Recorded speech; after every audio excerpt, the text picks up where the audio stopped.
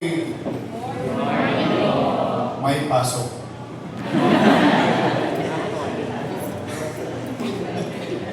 Well, welcome to Bulwagang Bayan. As you can see, the copy of the most famous, one of the major assets lent to national government through National Museum, the Botong Francisco painting. As you can see there, dyan nyo na nakita halos ang kasaysayan ng bansa. At maraming portion dyan ay dito sa Maynila. So, thanks to Botong, because of these skills, the next generations and the generations to come will be reminded of such visual arts, of who we are and where we came from. Ayan, sabi ng ating bayani, ang hindi lumingon sa pinanggalingan ay hindi makararating sa marurunong. And these are the type of visual arts that we value as the city government to remind the young, new generations. We must continue to hope, at the very least, that there will be a government who will really function and serve its people.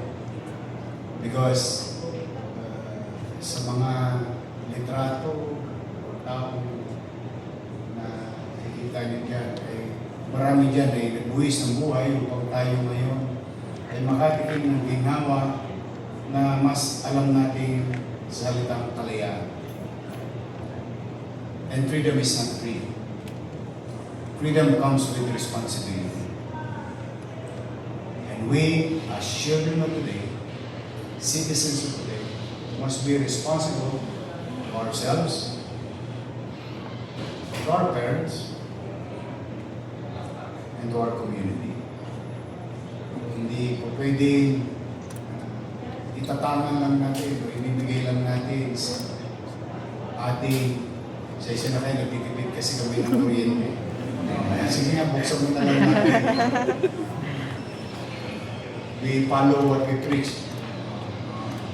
Kasi, I don't know if you remember, I signed an executive order because of the Iran war to cut down consumption sa electricity because most of the generation of power comes from fossil fuel like crude. Alam niyo naman na malapit na sa Mars yung presyo ng langis. But anyway, going back, nowadays, a very challenging situation in our educational community or institution. As you heard, I feel sorry. Nakikiramay ako sa pamilya ng mga biktima na nangyayari sa iba't ibang institusyon ng edukasyon in their respective community. Nakakalungkot pa na itong mga pangyayari nito dahil siguro marahil na rin ng access to information ng tao. There is always two sides of the coin. The access to information is good when it is being utilized for you to be better. Yeah. Also, at the same time, if you are exposed and unregulated or pariwara, kids will be exposed to unnecessary information or hindi napapagay at masasapat na impormasyon sa takdang gulang. Kaya siguro kung mapapansin niyo sa telebisyon, nanonood pa kayo ng TV? Tasa kamay na nanonood ng TV. Regular TV, everyone. As you can see sa mga programa, mapapansin ninyo, sa umpisa ng programa, may advertisement or what you call the MTRCP. Ang programa nito, blah, blah, blah, blah. Because there's a reason behind it wherein binibigyan ng paggabay ng gobyerno sa visual arts yung mga posibleng makapanood ng isang bagay na maaaring kailangan gabayan ng magulang, gabayan ng nakatanda, and so on. Same thing with technology today. And because of we as Filipino aspire for something else, or to better ourselves, sometimes we get encouraged with what we see in the virtual world. And the tendency of some is to get too much excited and perform such unnecessary activities and resulted to harming fellow students. Ako po, nung bago pa mangyari yung Zamboanga, kami nila Director Payola ng inyong SBO at sa ng school board, really I came up with a very strong way of doing things. Forgive me for doing so because I'm going to really to expel any student kapag nahulihan ng mga ganitong equip, gamit. Hindi naman kailangan galing sa loob ng para. It may be harsh to some, but I rather have you to be with your mother and father pagdating ng alas 3 o alas 5 ng hapon. Kawing ligtas, buhay, at panatag. I really don't mind. Segregate the few to keep the general population safe. Hindi naman to Mr. and Mrs. Congeniality contest. Ang paggogobyerno is sometimes you really have to bite the bullet in leadership. And that you will know along the way with your experience in the coming days. In leadership, sometimes maasim man ang suka, kailangan mong inumin for the sake of your people, particularly theirs. Now, going back as a student, alam niyo, masarap mag-cancel ng klase. Yeah. Okay, mag-alala. I don't know with them. I don't know. I really don't know. Private school. Private. Anong school? Kasi po sa mga targets. So, dito, ikaw, Mondeola. Public. Tatlo kami dito. Mga produkto ng public education system katulad nito. Honestly speaking, magkaiba nga tayo na maaari ng generasyon. But you know, our generation, to some, especially the woke, yung feeling privileged lagi. They think that they are more privileged than the others.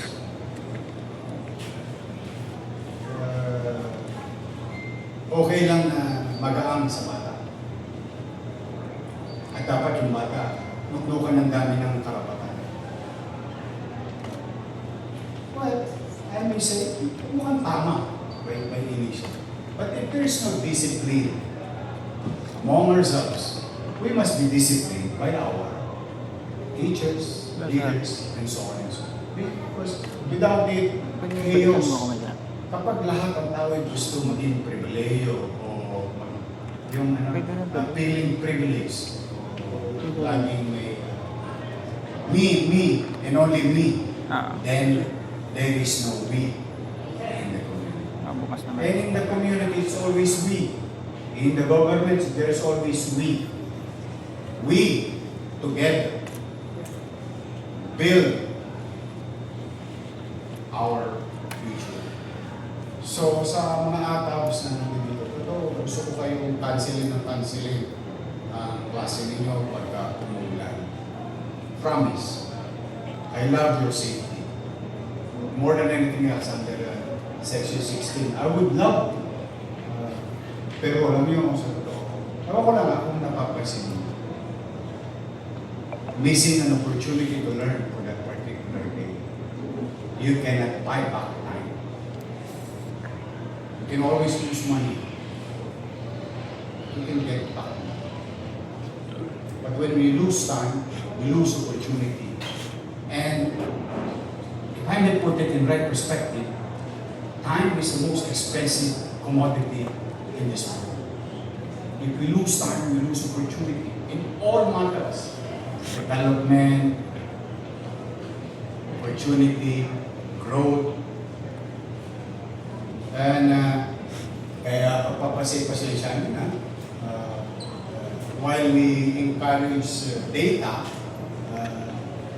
pero yung mukha yung data hindi pa rin tumutugma. Kasi paminsan-minsan hindi nag-detect yung ulap eh. Lumilipo eh.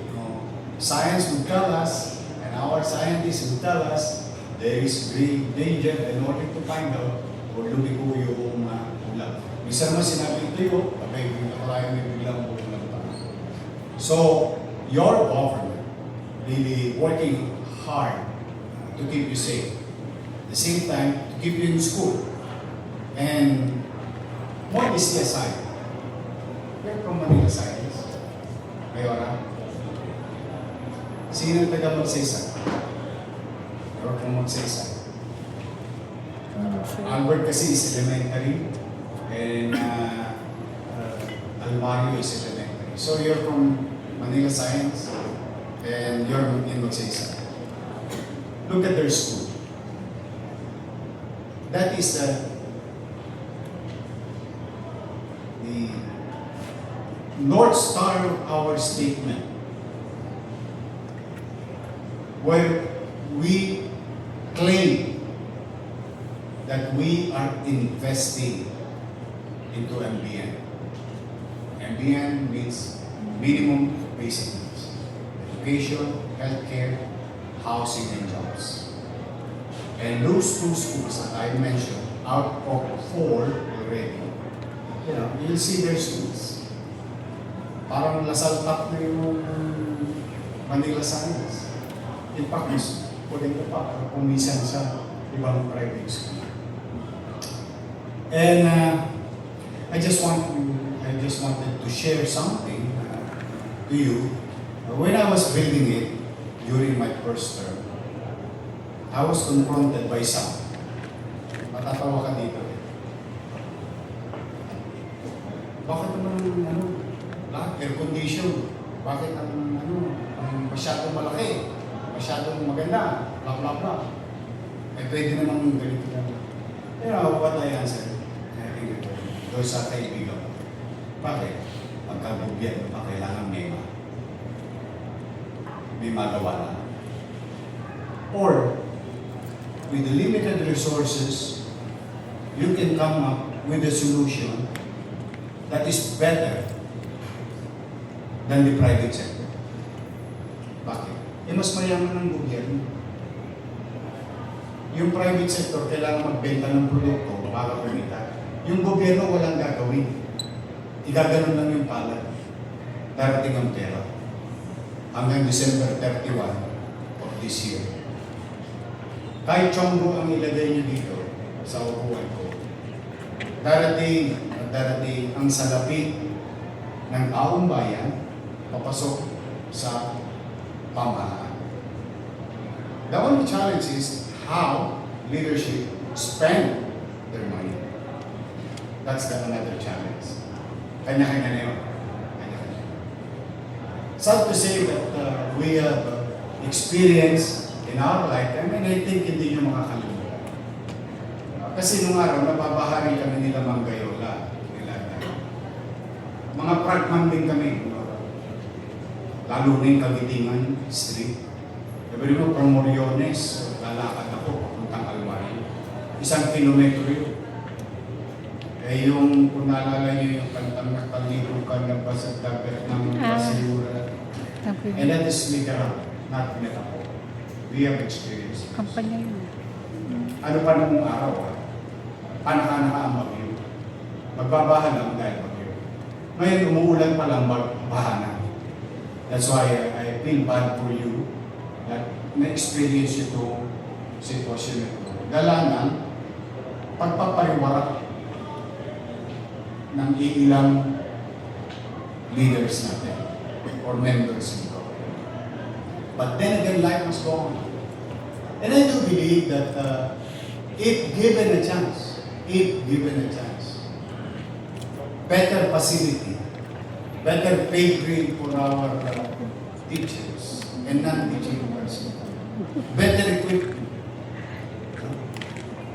I think we can produce more, better, good quality students in our public education system. Why?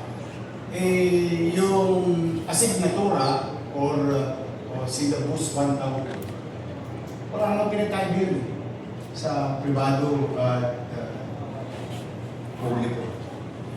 Halos virtually the same. It's just that they have a better facility. That's why we, as your city government, we continue to invest and compete.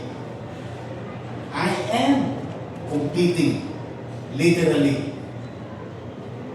one at a time, to private schools when we build our own schools. Literally. Ngayon, San Mario, saan kayo nakakita ng eskwela may jacket? Giniginaw na sila dun eh. I don't know with Manila Science, hindi nagkasya yung pera eh. Saka sa Albert eh. At bibil ko rin sila ng jacket, pero next year na sila, magkaka-jacket na sila. But I'm pretty sure I'm much excited for Magsaysay High School. Just imagine, sayang talaga yung 3 years na nawala ako. It could have been done by this time. But I don't know if you saw my post the other night. Nasa ano na, nasa top floor na. And I promised them, come hell, high water. Parang naman akong tangke, tatapusin ko yun. February, March ng 2027 so that the Magsaysay student will now have their own going home to the Magsaysay High School. Napakaganda ng eskwelahan. And we will build more. We will build more through the help of our SDO family, through our school board. We will continue one at a time. Instead of diluting and too much spread of limited resources, we concentrated and to address a particular radius of community to address future population growth. Because in every human being born, as we speak today, at this very moment, may isang batang ipinanganganak.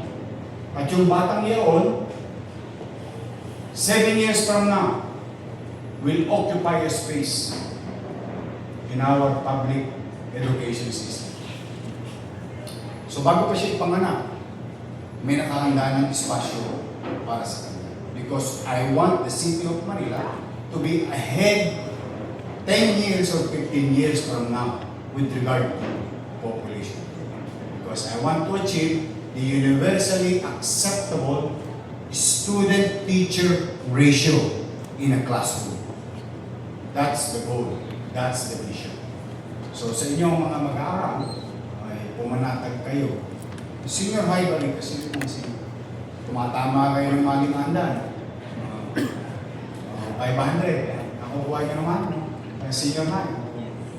I crafted that law during my first term simply because I just want you to have something kahit pa paano may pang-load